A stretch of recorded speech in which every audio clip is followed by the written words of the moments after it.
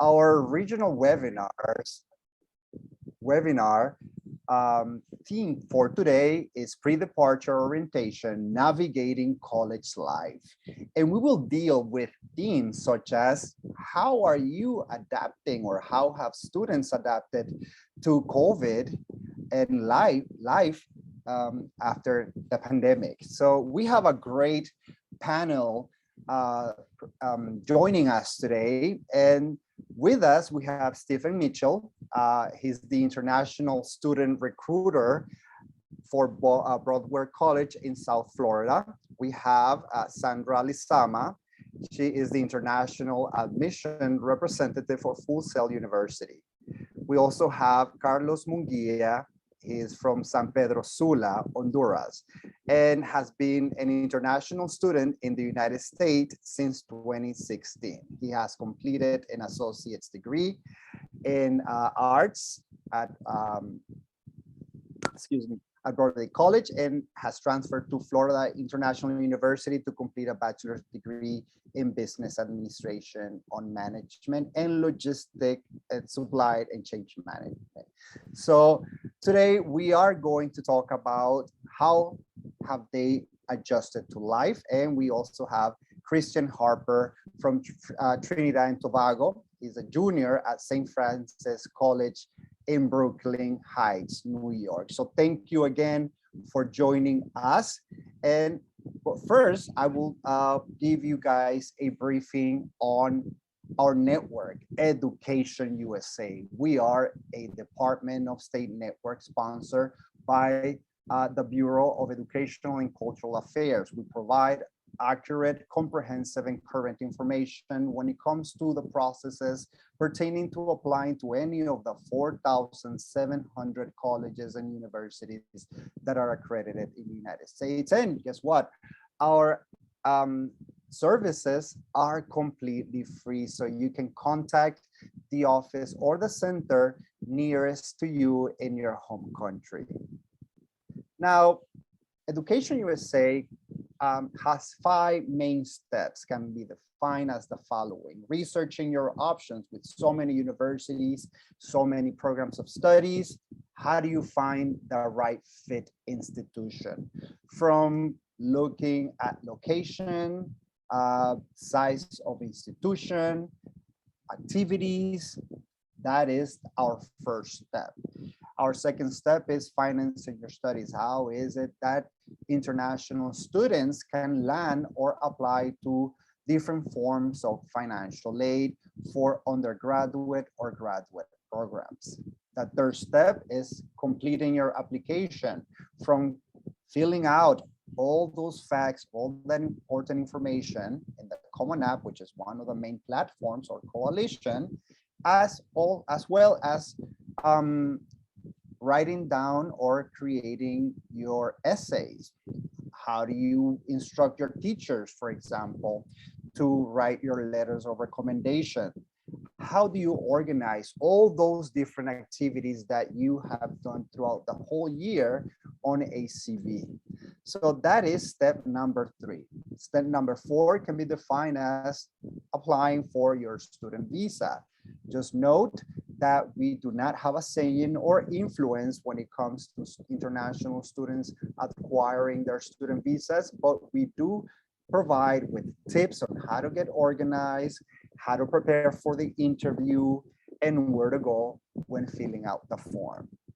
The 5th step, which is pretty much what we are dealing with right now, is preparing for departure, from adjusting to culture to dealing with the pandemic aftermath. All right, so thank you again to all the panelists that have joined us today. Just so that you guys know, these are some of the most common questions that are usually asked at our office. And the first one being if whether or not Education USA has any form of scholarships, and the answer to this is no. Most forms of financial aid will be provided by the institutions that you apply to, whether it be a university or a college, and they will define the amounts depending on your academic profile. All right. So the second question that we usually get is whether or not we can help find students with short study abroad programs or an internship. And the answer to this is that universities will provide this type of service to international students once you have been admitted. And as you progress through the years, for example, during your junior years, you can apply to an internship or an OPT in this case. Another question that we usually get in our network is whether or not there are opportunities to improve in your English skills. And the answer is that most universities will have some sort of program in intensive English program, for example. However, know that these programs do have a fee and that most of the time they will not have a means of financial aid. So meaning that you will have to cover for most of all the payments or fees when it comes to learning English in the United States. However, this can be a stepping stone for applying for an undergraduate degree. So reach out to the nearest Education USA center closest to you in your country to find out more on how to apply to any of these programs. Now, students usually ask whether or not we have some sort of partnerships or agreements with specific colleges and universities, and no, we are unbiased and we represent the 4,700 universities that are accredited. And in this case, we do not represent, we represent all of them, all right? Now, we are going to get right to it. And these are some of the questions that we would like our panelists to answer in this case. So we're going to start right. And so tell me, when it comes to your institution, all right, so we have Sandra and excuse me, and Stephen, what are your vaccination proof, either digital, picture, paper-based on campus, or as an, are you going to have it as an admission requirement for this coming fall? So in the state of Florida, there's no admissions requirements or any kind of requirements that are allowed for most professions. There are some professions such as health services. So if you're in our nursing program, you do have to be show proof of vaccination. However, current regulations, federal regulations, you cannot get into the United States without showing proof of vaccination. So once you get your F1 visa, you would have to show the proof of vaccination before you can even get on the plane. So therefore, most schools are not necessarily asking for that proof because you've already shown it once you got on the plane. Oh, excellent. Is there any difference when it comes to Full Sail University, Sandra? No, it's the same thing because we're also based in Florida. So same thing as Stephen's school. Oh, great. Thank you. All right. The next question is, can you tell us about your social life outside of campus? How are you guys managing this? Is there anything different being done after the pandemic? Any precautions, any measures? Well, because we're in Florida, I think the sense of normality kind of happened really soon. I think most of our students pretty much went back to their normal lives after school. Their social lives, clubs are back to normal. All those social events that happen on campus through the clubs are back to how they used to be. Same thing with just going out and throughout the city of Orlando. I mean, there's really no restrictions anymore. Oh, that's great. Excellent. But I think that maybe students are taking the precautions, so that'll be great. What about you, Stephen? Yeah, same thing. Obviously, South Florida is the same way. South Beach, of course, is crowded again. And so everyone is out and about. Some people wear masks because we do have another variant that's going around right now. It's pretty contagious. But it's up to the individual as to how they want to take precautions. But there's nothing that's really shut down right now. Okay, so students are trying to carry on their normal lives after, almost 2 years of, since the pandemic struck worldwide. And so you would say that what are some of the most important recommendations that you think you guys are following or doing to prevent now with this new strand on campus, or even for incoming students?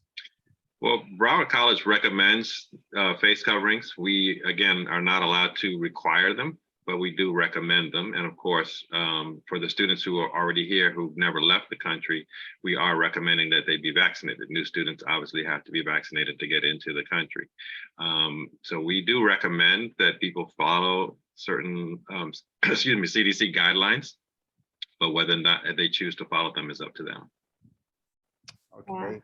It's pretty much the same. The only thing that I would add about our campus is that we do have a center on campus where our students can go and get tested. The Orlando Health Center opened a branch within our campus, so that's a little extra to keep the students safe, our staff safe. They can do testing on campus. Oh, that's great that you have that service and accessibility for all students in this case. Now, when it comes to social life, I know that students will, these are adults that manage their lives, and they some of them will be coming in from all parts of the world. And how are you dealing, for example, with social life? Let's say with giving them the most recommendations in this case. Are you guys implementing anything on during orientation? And if so, how are you managing that situation? Yes, well, during orientation, that's where students are able to be introduced to other students through their program. And we have a lot of different types of like icebreaker events that happen on campus, so students can start getting to know each other, especially international students.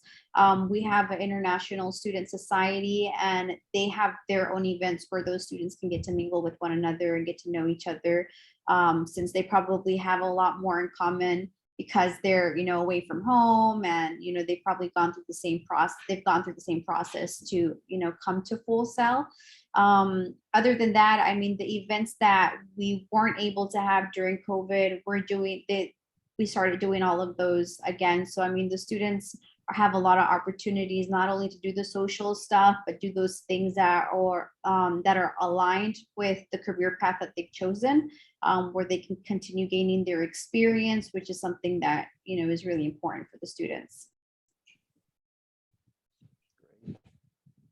Yeah, we have some events that are still remote. For example, our international orientation is still done via webinar on Zoom, but we do have, of course, classes are back open as far as on-campus classes, and our clubs are having their regular club brush, where you can go and talk to all the different clubs at the different campuses and decide which club you want to join. So you are still getting some social activity that's happening on the campuses. For the most part, we have both. We have three types of campus modalities. So we have on-campus classes, we have what's called live online, and then we have regular online. So you're getting interaction with students in those modalities as well. Okay. Now I have a very sensitive question, and if you maybe can provide us some guidelines. What happens if a student tests positive and he's not maybe vaccinated? Well, I know that you guys are maybe encouraging for students to get vaccinated, but what will be some of the measurements that you as an institution will take, whether it be international students or someone that is a returning student or is still living in the United States? Yes, I can just share my screen real quick. Sure. Let's see here. So this is just like the little COVID things that we have on our website. So obviously, if you get tested positive, then you're asked to report it. And then, of course, there's information about vaccines. Again, that masks are optional, and you must respect an individual's right to wear a mask. So we do ask that students report. There's also a link, a federal link. It's called the COVID calculator. So this is a really good link to go to if you do test positive. If you just Google CDC COVID calculator, it comes up and you can put the information in as to when you either were exposed to COVID by being around someone who tested positive, or when you tested positive yourself. And it will give you the guidelines on as far as how long you should quarantine, how long you should wear a mask. So it's a very effective tool. Oh, excellent. Very good. We're going to try to share that link with our community so that they have access to it, and also they can use it in case anything they would like to know anything further. Okay, thank you, Stephen. Now, recommendation. What we already said. What recommendations or precautions would you give those students that, let's say, are traveling, have traveled back, or will be traveling back to their country of origin during a break? What are some of the measurements that are you're taking in this case with them?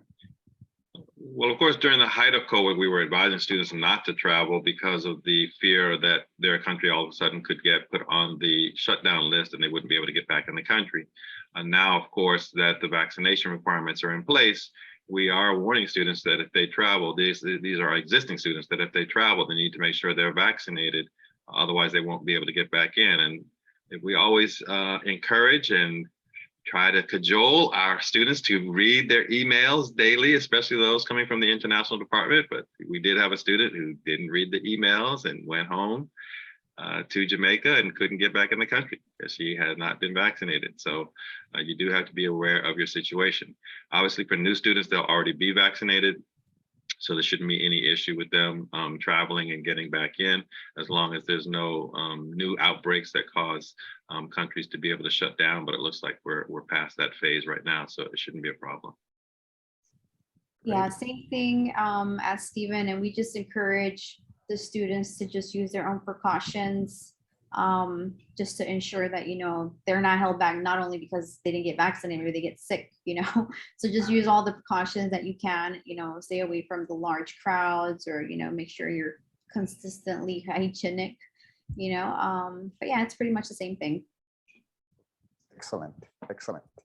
All right, now we're going to try to talk to our student panelists to get their perspective, and because we can see that as professionals, as adults, we deal and we know the instructions and we know how to deal with this, but we want to know how our students, our international students, are adjusting to life after COVID.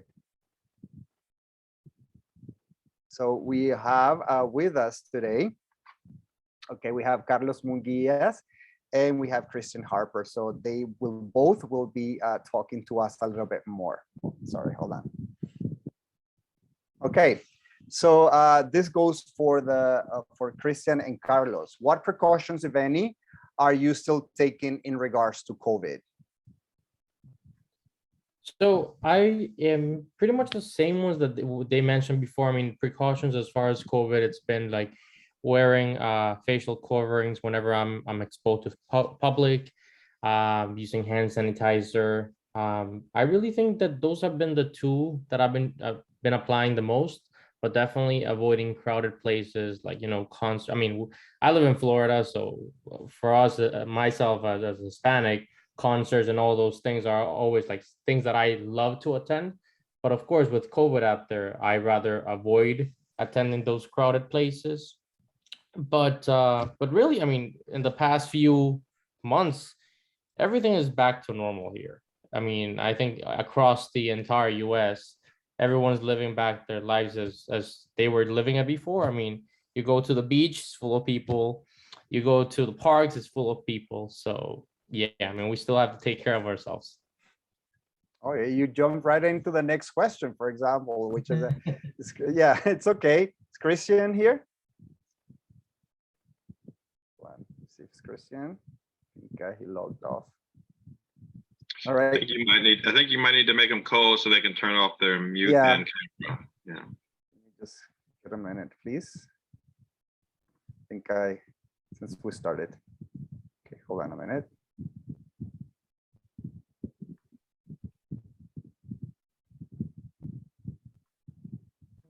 I saw him. Okay. We're going to get to the next question, and it's okay. Well, thank you, Carlos, for answering it, which is you made a pretty good point. A lot of people are carrying on their lives. It was almost 2 years with dealing with the pandemic, and thank God for the vaccines, right? And people taking care of themselves. Yeah. So Carlos, what recommendations? I know you mentioned as a Hispanic, there's a lot of things. There's a lot of distractions, concerts, the beach, and doing the carrying on your normal life now. But as a student, as responsible students, what recommendations will you give incoming students, those that will be freshmen this fall 2022? Definitely. I mean, if depends on the modality they'll be taking the classes, but if they will be attending campus, we'll be following all the recommendations provided by the school.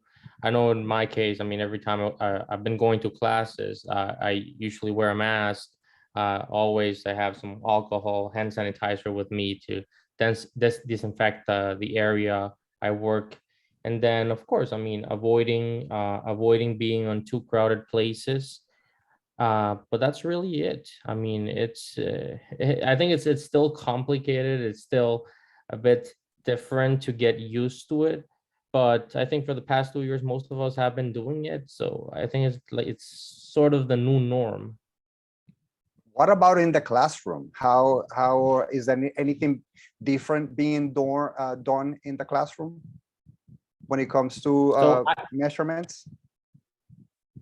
I mean, depending on the schools, some schools actually do have tried to, so like, for example, not sitting next to each other. It all depends on each school. Each school has different guidelines. I think maybe this one will be better for Stephen to answer on how the classrooms are set up. Thank you, Carlos. Great. So maybe Stephen and Sandra can address a little bit if there's any modalities that are, or anything that is being done different in the classroom, being that sometimes, I know that they're like there's like recommendations being made, but what about your institutions?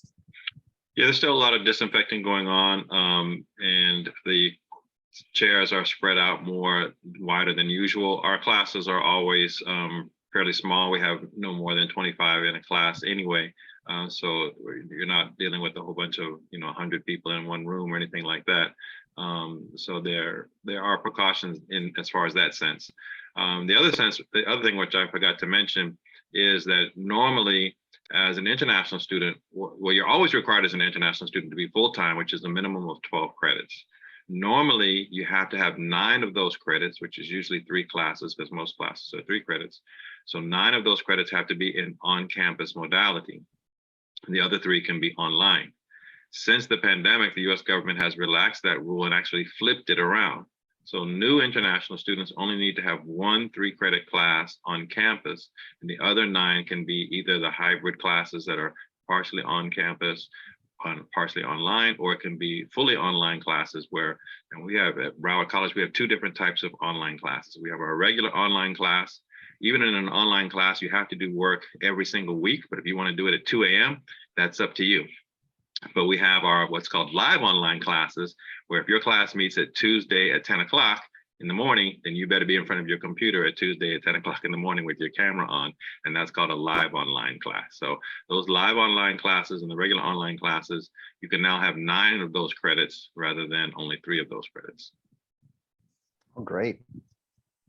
Sandra, do you guys have any modalities like the ones mentioned before, or it's pretty much the same? It's the same. We have very small class sizes as well. So the classrooms are already pretty big as they are because of the type of work the students are doing. So that's pretty much the same as Stephen's school.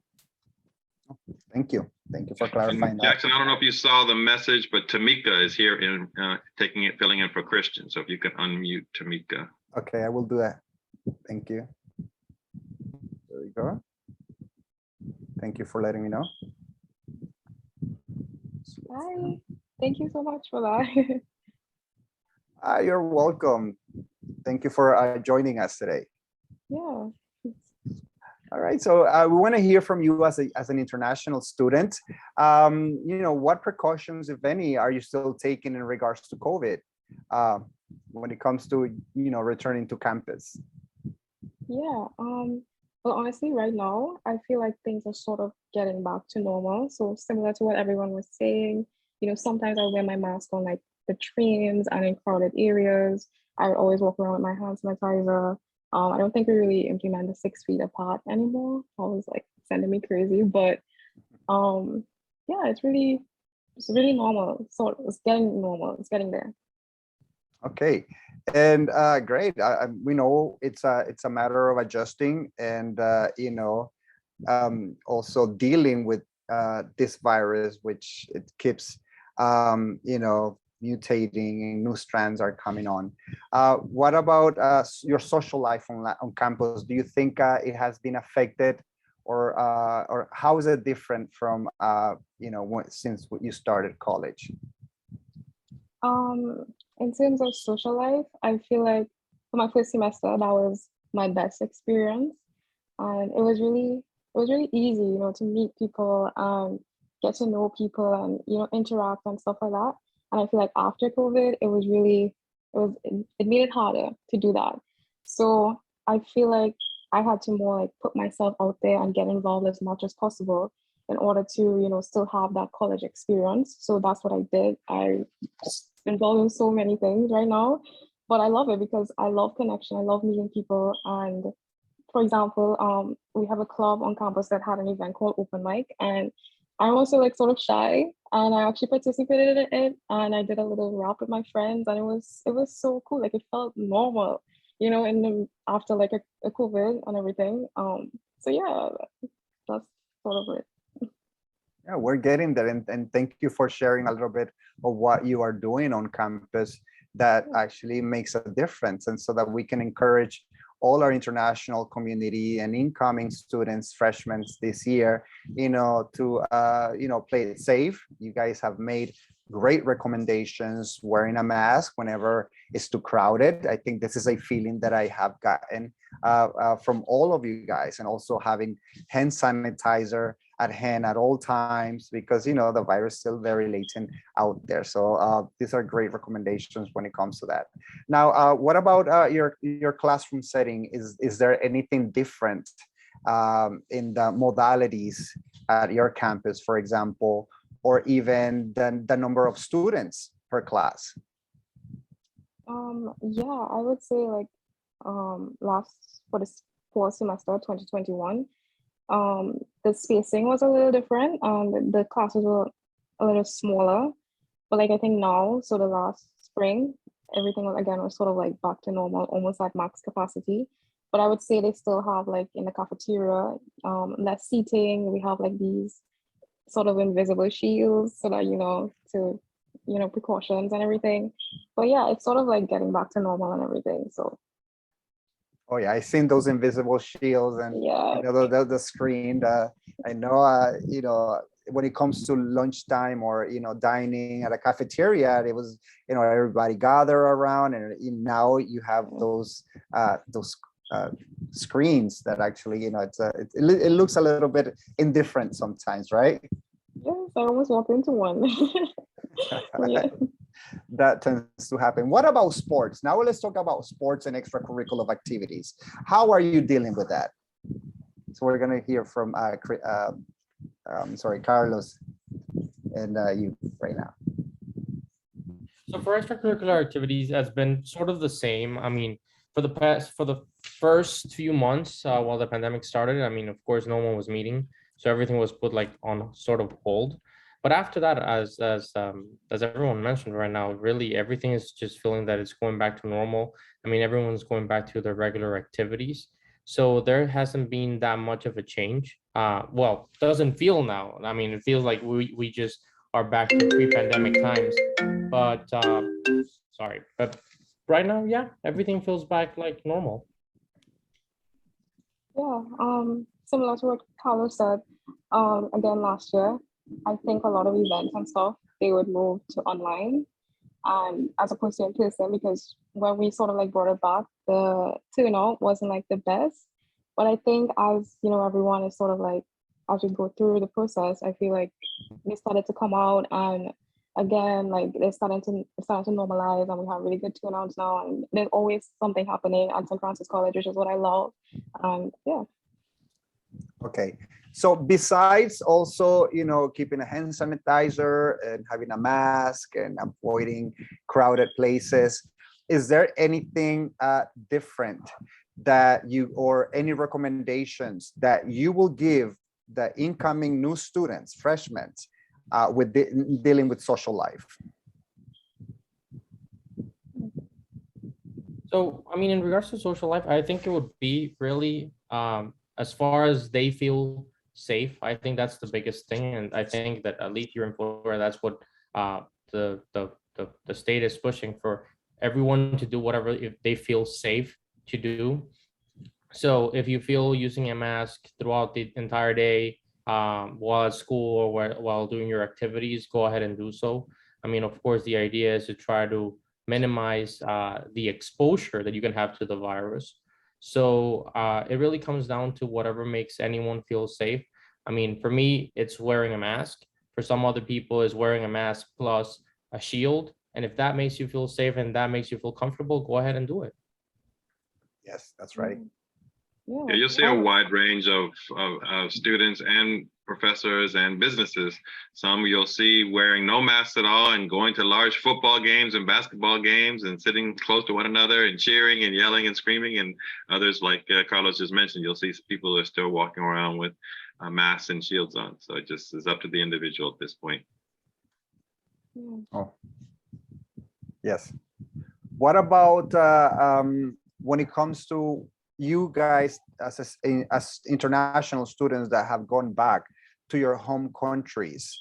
What recommendations will you give them in let's say in the near future? What are your thoughts on that? I would say prior to traveling, consult with your school what the requirements are or the most current updates, to make sure that if you travel, which country you're traveling, make sure that you'll be able to meet all the requirements to travel back to the States. I had a few friends that actually they traveled out, they were stranded out in different countries and were not allowed to re-enter because either they were not able to get tested or didn't have the vaccine at the time. So it is very important to stay in touch with the international student services of your school to make sure that wherever you're going, you will be able to fly back, because some countries have requirements not too strict as having a negative test. Some others, they actually do require the vaccine. Some other countries, if you have traveled them in X amount of days, you're not able to travel back to the States. So it's very important that you stay up to date and you stay in contact prior to traveling and during traveling as well. And of course, after, because as you come back, you might have the disease. So you still need to get tested and inform the school in case you test positive. Yeah, thank you. Oh, wow, that's great. Those are some great highlights. Would you recommend students purchasing a travel insurance? Because I know that travel insurance may cover some sort of, like, if you are stranded in some country and maybe pay for the hotel and quarantine if you test positive. Anything can happen. So what are your thoughts on that?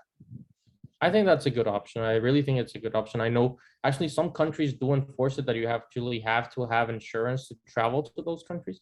So it's a good sense of precautions because you never know what could happen. Same sense, us as international students, we have to have health insurance here in the States. So it is definitely a good recommendation if you're traveling out of the country. Make sure that either your insurance will cover or make sure you have a third party additional coverage that will cover you while you're traveling out. Oh, great. Thank you. Any other thoughts on that? That was great. Okay, great. Yeah, I completely agree.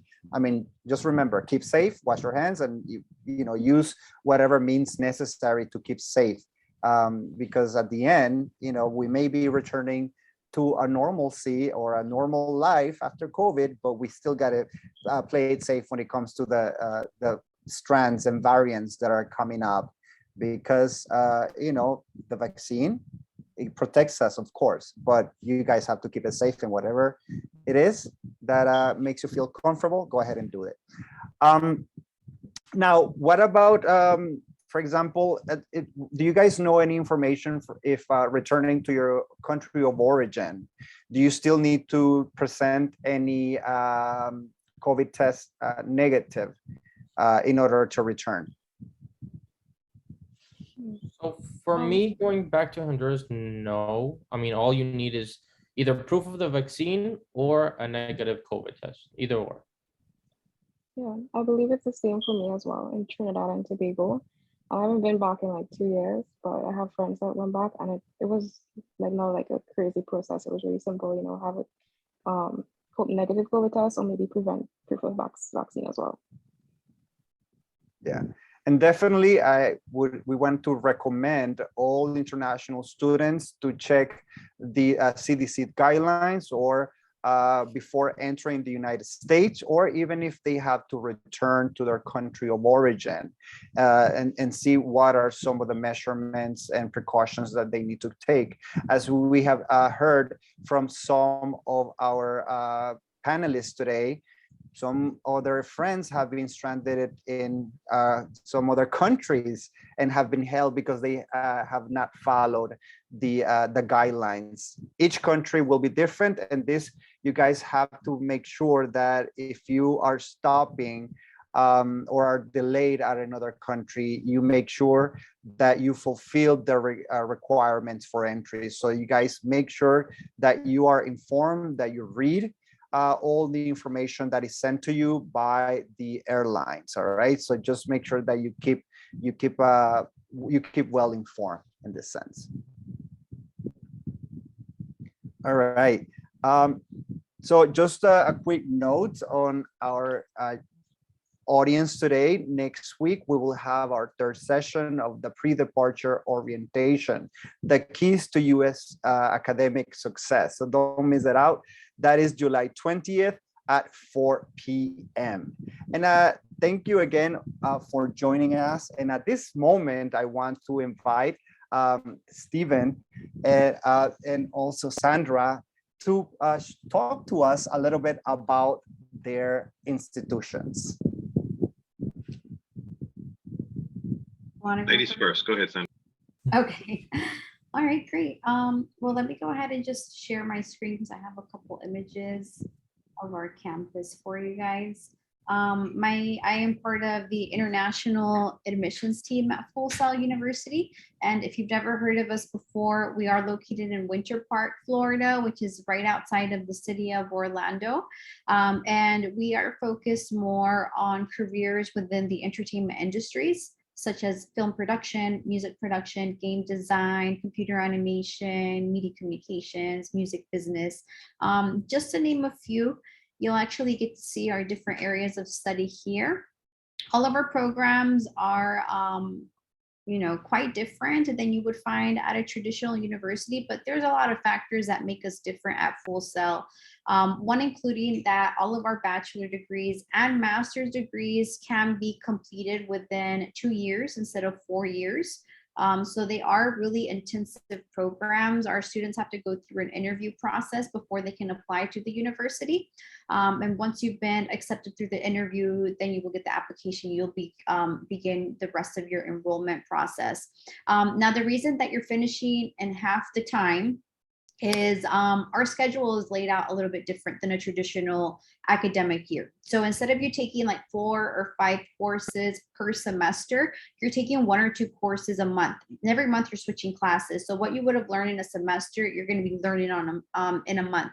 That's why for us, hands-on education is so important, just because that really ensures that the students are getting the experience that they need as they're going through those courses. Another reason why you're going so fast is because instead of you getting a 3-month summer break, you're getting like 1 week off the summer. So that's a lot of time that accumulates because, you're going to be in school all this time. Same thing for the holidays. You get 1 week off for Christmas, 1 week off for New Year's versus 1 month. So that's why our students are finishing so fast.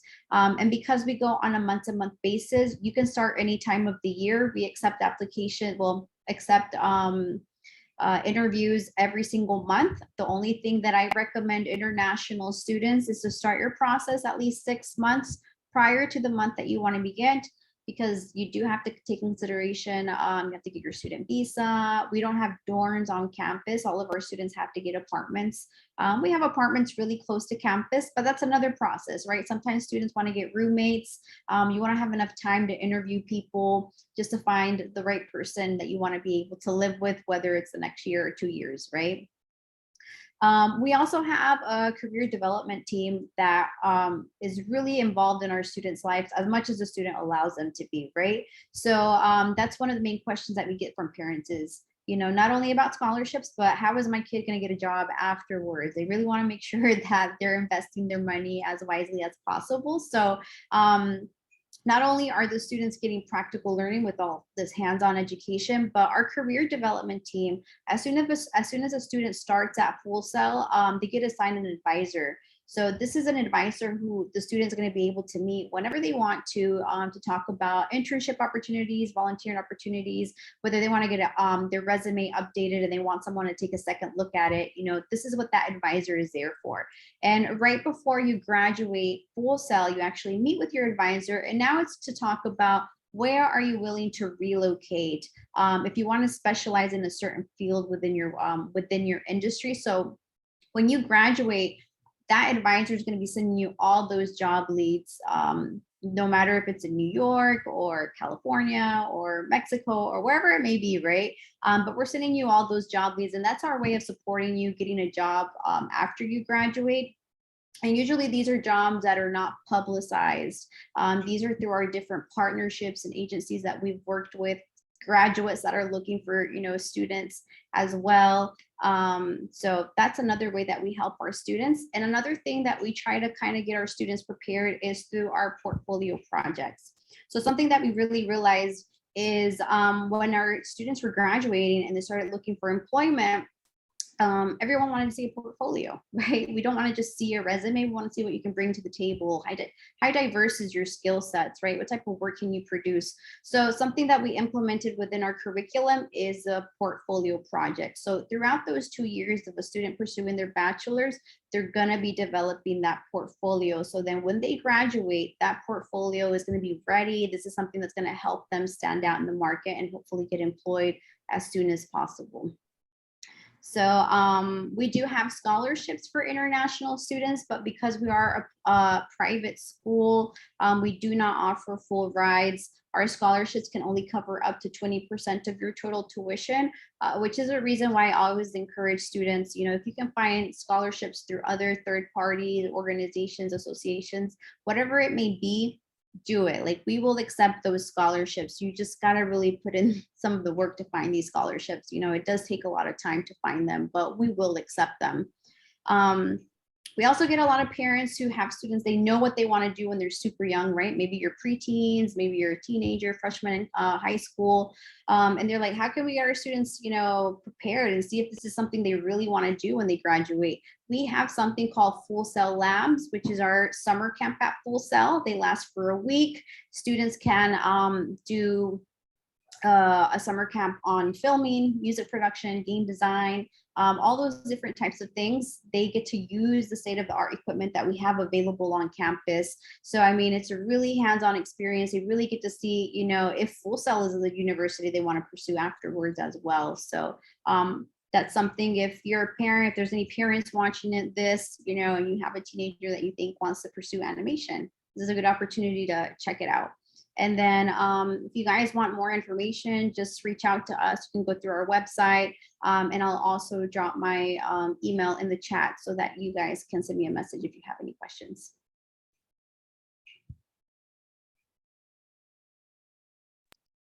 Awesome. Thank you, Sandra. Let me share my screen very quickly here. So Broward College is located just north of Miami in South Florida. We're near the big city of Fort Lauderdale. In fact, we have a downtown campus there. Our three main campuses are north in Coconut Creek, central in Davie, which is where the international office is located. Our south campus is next to Perry Airport, so that's where our aviation program is located. Of course, we have some other satellite campuses around the area as well. We've been around for over 60 years, founded in 1960. In fact, we are one of the first institution of higher education in Broward County, and we're still the largest institution of higher education in Broward County. And we've been named a top 10 school of community college by the Aspen Institute out of Washington, D.C. In fact, for 2021, we were named one of the top 3 community colleges in the country. And this is the 4th time that we have been named to the top 10. And we just found out that we're also going to be in the top 10 for 2023. This award is given out every 2 years. We're one of the most affordable ways to go to school in South Florida, and certainly not in most of the United States. Our tuition is only about $5,000 per semester for tuition and books, so $10,000 per year. So very affordable. We don't have any on-campus housing, but we do have a housing partner that near our central campus, and there's a shuttle bus that goes there. We have over 63,000 students from 150 different countries. Pre-pandemic, we had about 700 international F1 visa students, down to about 500 now, but that number is starting to go back up now that the doors are opening back up to countries. We have over 140 different programs, and these are divided into 8 different pathways. So no matter whether you're interested in the arts or business, health sciences like nursing or dental hygiene, the science, technology, engineering, and math, aviation, we pretty much have every program that you're interested in. There are lots of student advantages to our programs. We're going to give you free tutoring. We're going to give you free, of course, academic advising. There's a clubs and organizations that you can become part of. So there's lots of social life as well. So it's full, vibrant campus life on all of our main campuses. I'm going to skip some of these scout slides here. Oh yeah, we do have an honors college. Our honors college does allow students to get scholarships. And of course, a lot of our students do get transfer scholarships, especially our international students. You heard from Carlos earlier. So Carlos is an example of our 2+2 program, where you do your first 2 years of your bachelor's degree with us and get your Associate of Arts degree, and then transfer to one of over 30 different universities that we have agreements with. And then you finish the last 2 years of your bachelor's degree. So many students are doing that program. In fact, many students are actually getting full scholarships once they get those transfers to the university. We had students get full scholarships to Florida Atlantic, University of Central Florida. Had a student that got a full scholarship to Brown University, which is an Ivy League school like Harvard. We do have an English for academic purposes program. It's our ESL program, but you do have to be intermediate level to get into that program. So it's not for beginning English, it's for intermediate level and above. It's teaching you how to be a student in English. Then we have our Associate of Science degrees, which are our 2-year degree programs that are specialized in careers. So nursing would be one of those types of ones. We have Associate of Science in Graphic Arts, aviation, pilot technology, aviation maintenance, and then of course, the 2+2 program, as I was mentioning. So the 2+2 program, just to give you an idea of the type of money that you can save, these are all the schools that we, or not all the schools, but most of the schools that we have agreements with. So all of the Florida public universities, which are on the top row there, those are their logos. But we also have agreements with schools like University of Kentucky, Arizona State University, University of Miami, Northeastern University in Boston, University of Missouri, California State. So lots of schools that you have an option to transfer to. And just to show you the different pricing. So for example, if an international student would go directly to Florida Atlantic University, they spend almost $80,000. But if you spend the first 2 years with Broward College and then transfer, you're saving about $20,000.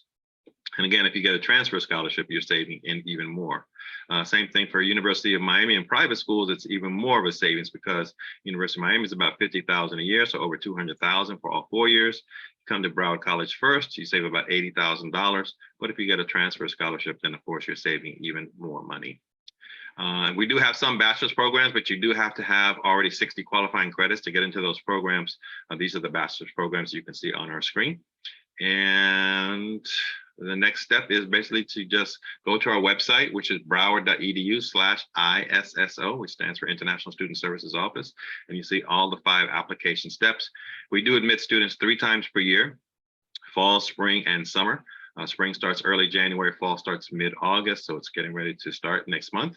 And then the summer program starts mid-May. And we do not require the SAT or TOEFL. We will accept those scores if you have them, but we have our own placement tests that we can give you if necessary. So that's pretty much it. Thank you so much, Stephen and Sandra, for so much information in regards to your campus and the different opportunities and activities that you guys offer as an institution. And also our panelists, our international students, for joining us today and sharing a little bit of what their lives have been so far after COVID. And you guys have provided great guidance, let me tell you, when it comes to how to do things. Because let's face it, we are going to have a lot of freshmen coming in from their countries, and they are going to try to adjust. And what better way to have you guys talk and provide all these different advices on how to do things when you get to campus. All right. I want to give you a round of applause and thank you from the bottom of my heart for joining in today and sharing with our international community. Again, I want to also tell everyone that's joining in today that on the 20th, we do have our third part of the pre-departure orientation. All right. So thank you again. And I wish you guys a great evening. Remember, keep safe. Do whatever makes you feel comfortable and safe. If you have to wear a mask, if you have to use hand sanitizer, is always recommendable. If you have to avoid large crowded places, also do that. And we do know that on our end, and also the colleges and universities are doing their best on keeping our international students safe, especially as they are moving forward this coming fall. So thank you again, and have a great afternoon, everyone. Thank you, Jackson. Thank you, Carlos, Tamika. Thank you, Sandra. Yeah, thank you for having us. Thank you, Tamika. Have a good night. Have a good night, everyone. Tamika, Carlos.